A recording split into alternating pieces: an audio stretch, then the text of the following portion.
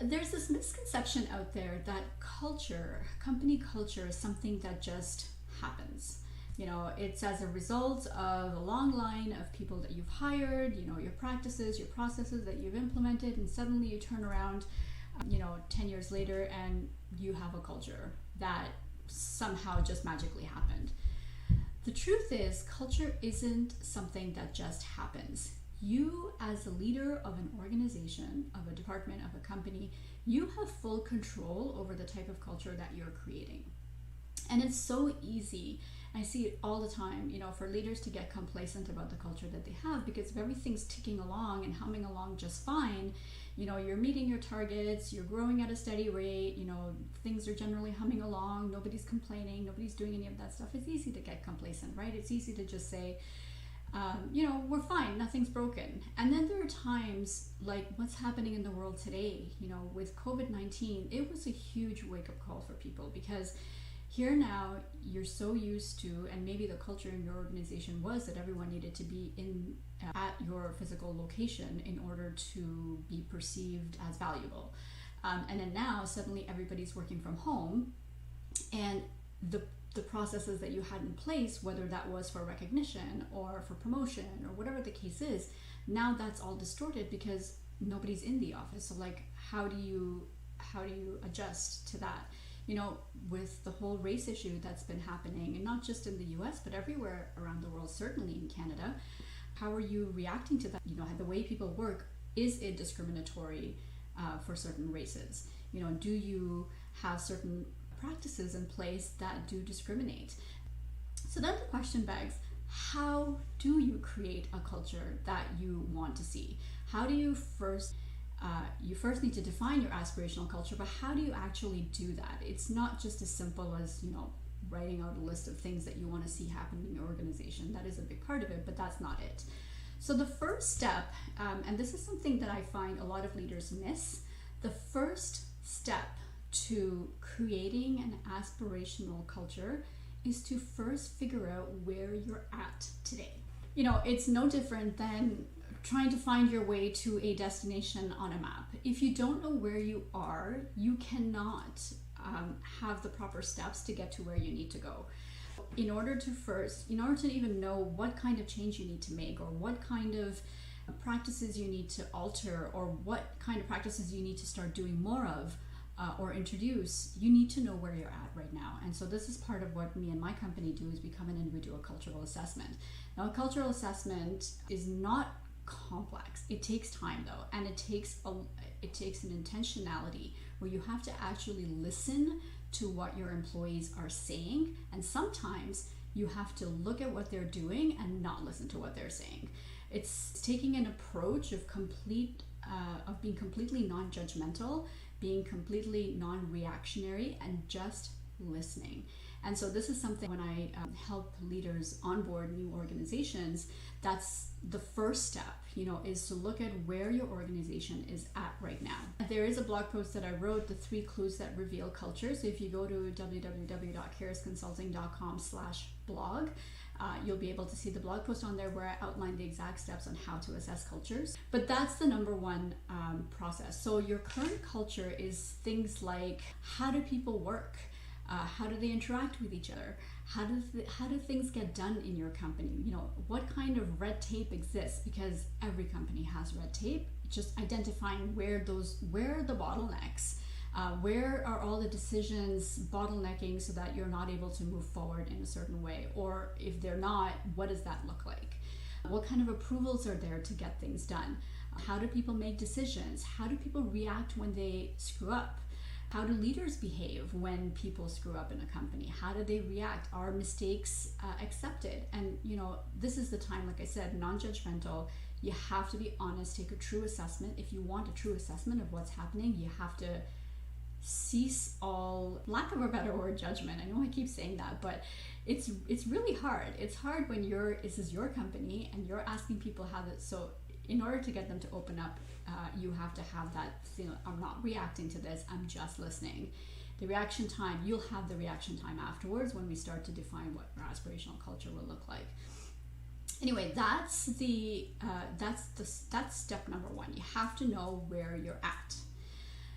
Step number 2 is to actually look at what your personal values are. So this is a bit of a loaded one, because my firm belief is that if you're the leader of a small or medium-sized enterprise, you generally are involved in pretty much everything that's going on. It's different from being a CEO of a multinational global corporation, where you have different leads that feed information to you. When you're a small or medium-sized business owner, you're involved in every aspect of your business, from acquiring the customer all the way to delivery and customer service and all of that, right? Even if you're not doing the work directly, you're involved in all of it. So having a strong assessment of what your personal values are will go a long way into creating the culture that you want. So there's a misconception that I actually see a lot when I go in to do my cultural assessments and we start talking about this kind of stuff with my clients, that everybody wants to create a high-performing organization, and they look to companies like these Fortune 500 companies that are extremely successful, in their industry, whatever those companies may be, or you have your sort of the benchmarks of like Google or Apple, and they're like, yeah, we want to be like that, and we want people to be able to like make mistakes and come forward. But it really depends on where you like the industry that you're working in, and also your own personal beliefs and values, right? If you're in an industry that needs to have rigorous controls, like for example an accounting firm, right? You can't, in good conscience, go out and create something that's kind of half-tested like a Google would, for example. You're not a software technology, unless you are a software technology company, but if you're simply an accounting firm and your whole job is predicated on actually doing everything properly and following a list of steps that are highly regulated, that culture is difficult to implement. So looking at things like your personal value is very important.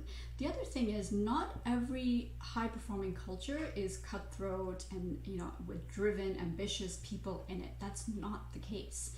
The image that we all have of what a high-powered, crisp-suited, male or female executive in a company looks like, and they're all about business, and that's the only way to define a high-performing culture. And if that's not you, if that's not how you are, if that's not what you believe in, there's no point aspiring to that type of culture. Of course, all leaders want results in their business, but there's more ways to get there than just that. So your company values start with you. What do you believe in? What are your values? What do you need to see in order to know that you have arrived in your culture that you're creating? Like, what does that feel like? Almost doing a visioning exercise. And this is a crucial step, because the personal values that you bring forward will act as your North Star. They will act as your guidepost to know whether the decisions that you're making are the right decisions based on your own personal beliefs, right? And the more you're able to communicate those beliefs to the rest of your organization, the greater people will be able to use those guideposts for themselves as well. If you're wondering what to do in a situation involving your employees, for example, if you know that these are the guiding principles that you want to live by, it becomes a lot easier.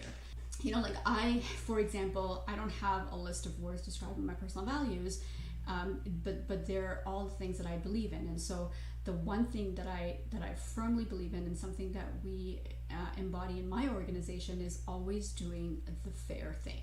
I started off writing always doing the right thing, but right and wrong are so different in each person's eyes that I changed it to always doing the fair thing, because in the reality is it is always about doing the fair thing. And sometimes that is, with certain practices, is detrimental to my business to do the fair thing, because I either lose money or I lose clients or whatever the case is. But that is that's something that I want everyone in my company to do, is behave in a fair manner. So if that means that I have to say no to a client to continue working with them because I don't think it's in their best interest and I don't think it's fair for them to continue to pay me for something, I'm going to tell them that. And it's okay if I lose money along the way, because getting money that doesn't live up to my personal values is not something that I want. The other thing for me in my company is continuous improvement. There's always a better way of doing something, and that we should always be striving to find a better way of doing something. And I look at improving every aspect of not just the business, but also myself personally. And I tell, I have a partner, and now I have a summer student, and that's something that I instill, like, take the time. If you're working 6 hours a day, for example, and if you spend an hour on personal development, I'm okay with that, because that means that you're going to be able to find better ways of doing things. And then the last thing, which is completely a personal value, is it's okay to break the rules. That conventional wisdom will tell you to do A, but if you think, and your gut and your intuition and the data that you've collected tells you that B is where you should go, then follow B. It's okay. Now, again, I come in, in my industry, consulting and coaching is fairly unregulated, right? So I could experiment with breaking the rules. If you're in an industry where you can't necessarily do that, that's why I say personal values are so important. So you see, it's not like a list of words. I don't have integrity on there. I don't have trust on there. I don't have teamwork on there. Because to me, that's just fluffy stuff. Like, what does that even mean?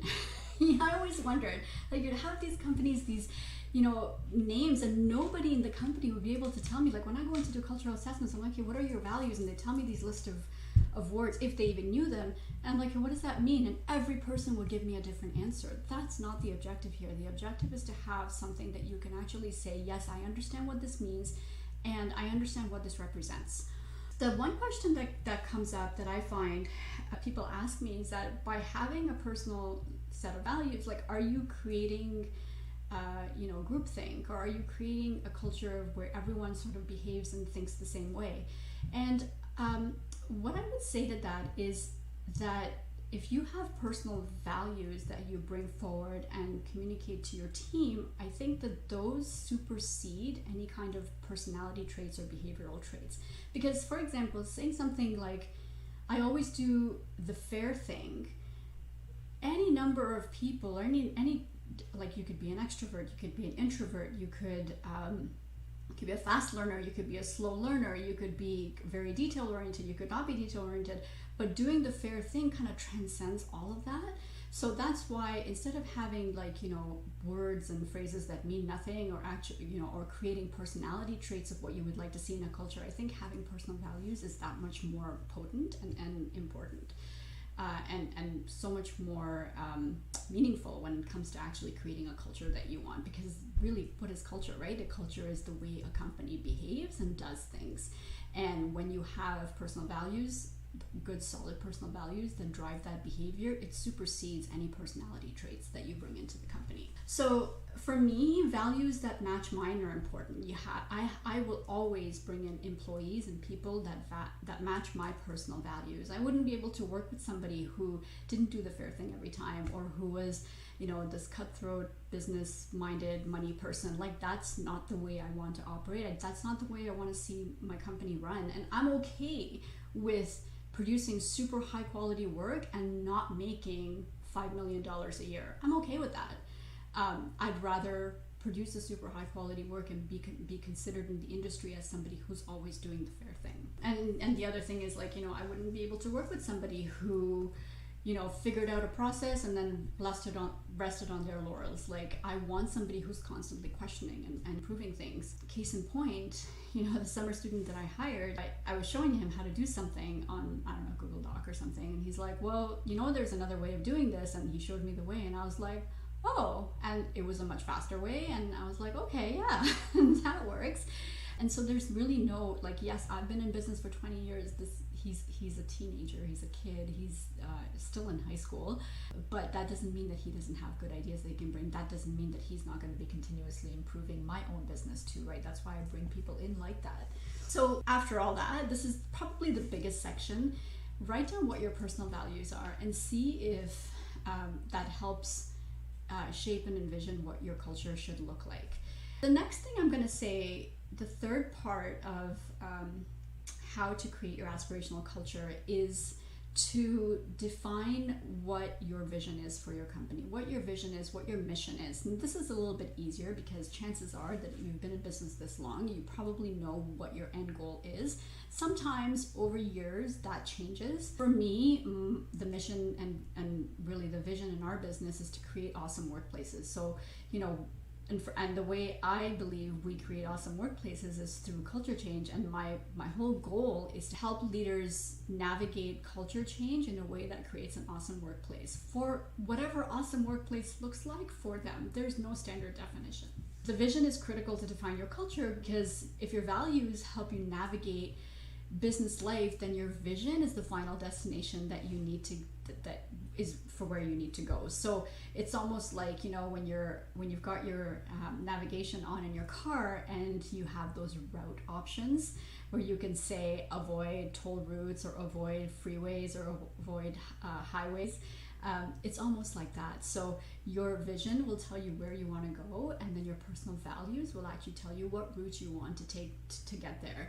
And maybe you've decided that you want to avoid freeways because you want to take the scenic path, and that's okay. Ultimately, it really all depends on where you want to go with this.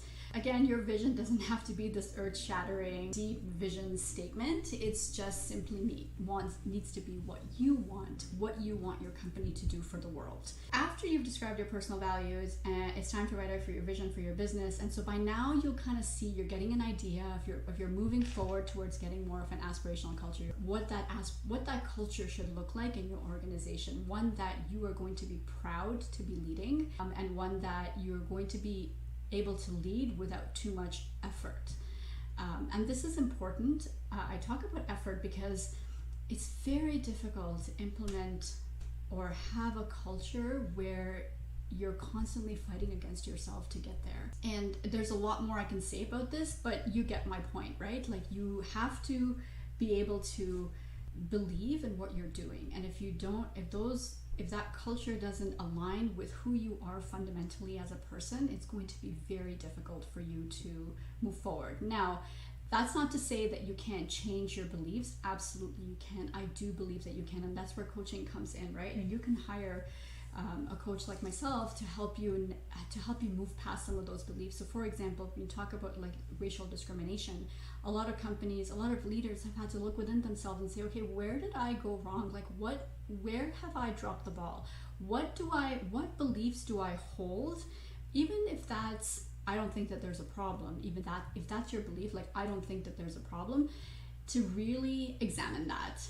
And then be able to say whether that's an actual belief that you want to continue to hold on to, or if that's something that you think, you know what, given everything that's going on and given some of the new information that I've got in from my cultural assessment, it's time to change that belief.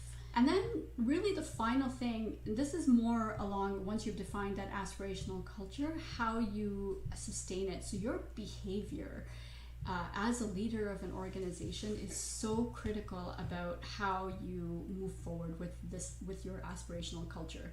You know, people look at what leaders do, not what leaders say. So your treatment of others, your characteristics, how you respond to mistakes, how you respond to setbacks, how you reward people in your organization.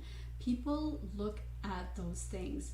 I'll give you an example. I had a client, really, really great guy. You know, he had all the right ideas about what he wanted to see in his business, you know, high performing. He knew what type of success he wanted to see. He knew what type of culture he wanted, and he knew how he wanted people to behave and work in his company. But the only problem is that he didn't embody any of those behaviors. So he said he wanted people to take risks, but then he would ream them out when they made a mistake. You know, he said he wanted people to take the initiative and think out of the box, but everything needed to go through him for approval. So, you know, you really have to look within yourself at not just your own leadership, but also at the people that report into you. The best leaders are those that can communicate their own leadership to the people that report up into them, right? It's not just about what you do, it's also about how that trickles down into the rest of your organization. So that's something to keep in mind as well. So having an aspirational culture is great, but once you start implementing, or once you start like putting things into motion, your behavior is probably the singular most important thing that you have to look at. And having a coach help you navigate that is always helpful, because you don't know what you don't know, and unless you have a team who is brutally honest with, you know, and is able to practice radical candor with you, you're never going to find out those things, because people will go along with whatever it is that you're doing, and that's the unfortunate reality. That said, I hope that that helps and that has made some sense to you. So just to recap, the steps to take to put an aspirational culture in place is, number one, assess where you are right now.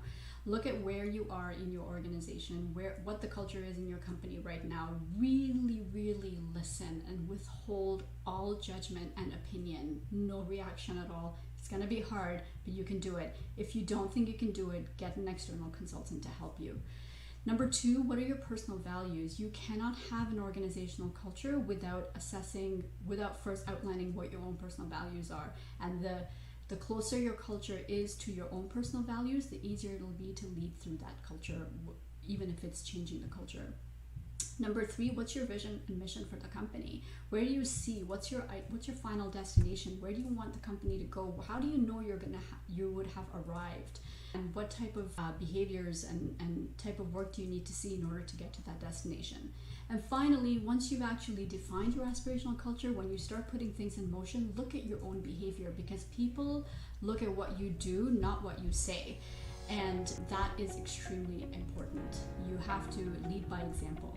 That's it for today. I hope you have found this helpful. I would love to hear from you. Please drop me a message either on Facebook or on LinkedIn, wherever it is that you follow me. Of course, if you are putting if you are going through the steps, I would love to hear what your aspirational culture is. So absolutely drop me a line. Feel free to put it in the comment section in the replay. I look forward to hearing from you. Thanks very much.